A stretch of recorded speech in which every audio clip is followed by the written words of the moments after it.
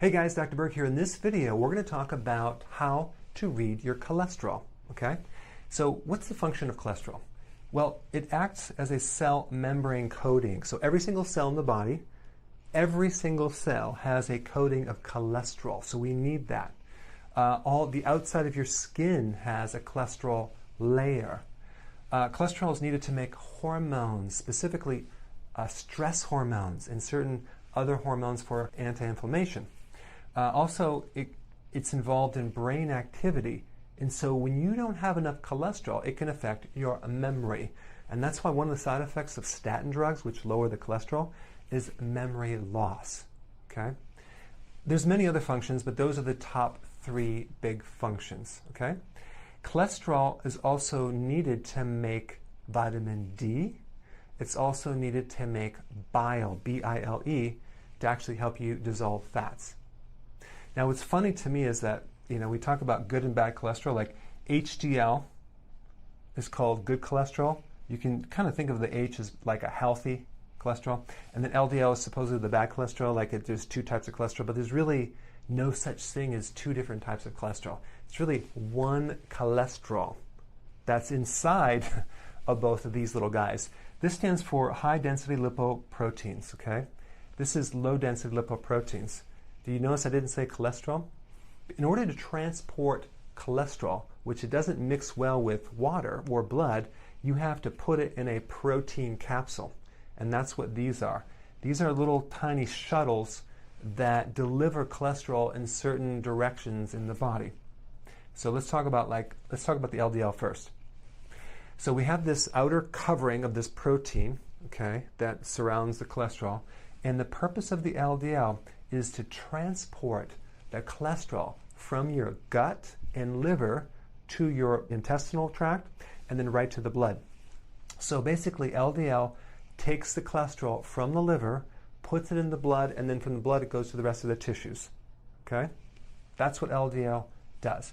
Now HDL takes the excess cholesterol that the LDL put in there and removes it and brings it back to the liver.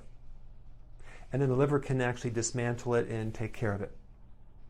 So basically we have this exchange between cholesterol coming out of the liver, right here, and cholesterol going into the liver. And we need that balance.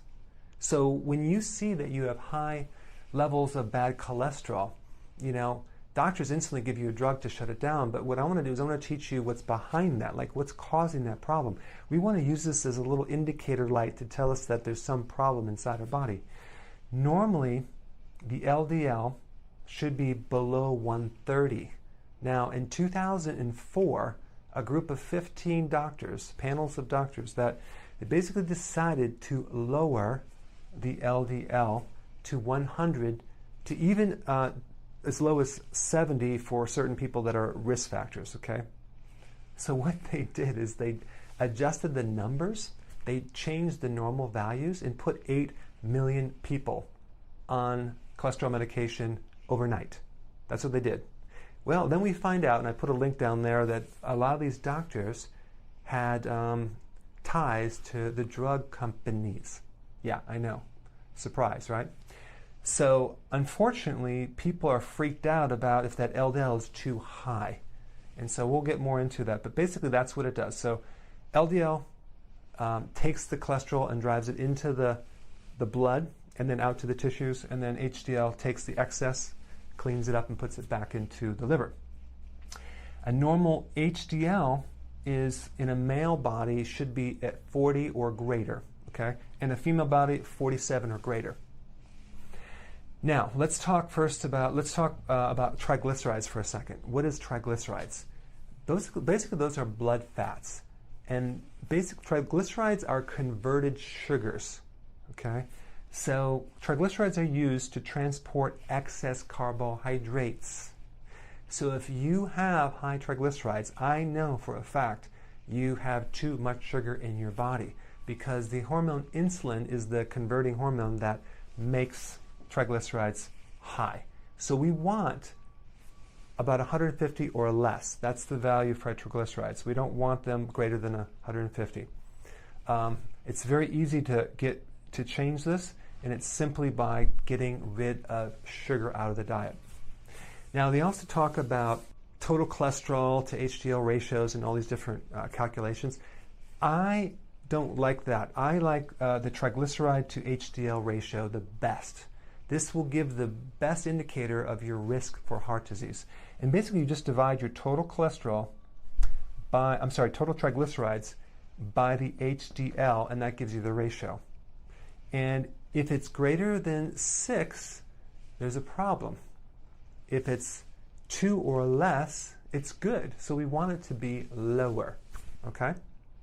So that's kind of a ratio you can look at. But really, in reality, there's really no such thing as good or bad cholesterol. It just, because you need cholesterol. You cannot live without cholesterol. You just want the exchange there. I would say about 99.99% of the time, just by cleaning up the sugar, the carbs, the bread, the pasta, the alcohol, you can clean this up so fast and bring it back to normal ranges. Okay? There are genetic cholesterol issues, but it's very rare. It's not as common as you think. But if you do have a genetic tendency to have high cholesterol, even if you had 350, the studies show that there's still no risk for heart disease. So for them to put you on statins right away is a big mistake, because there's no study that shows that it's actually going to create a problem for you, especially if these other things are working fine. In fact, I never ever look at total cholesterol as anything. I ignore total cholesterol. And because they did drop that down to 200. It used to be like 225. But even if it's like 350, if it's less than 350, I'm not going to worry about it if these other things are working fine.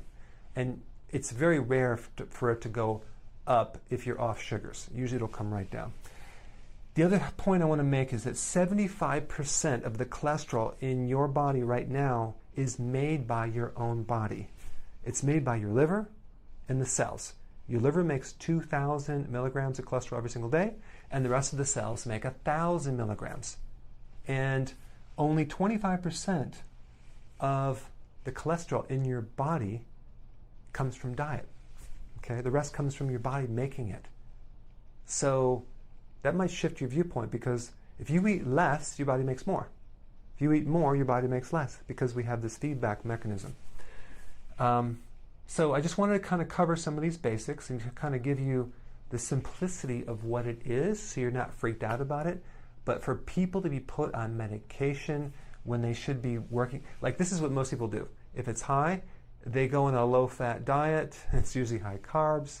They go on medication. They go on exercise, but they never cut out the sugar. Okay? All right, so go ahead and apply this information. Put your comments below. Thanks for watching.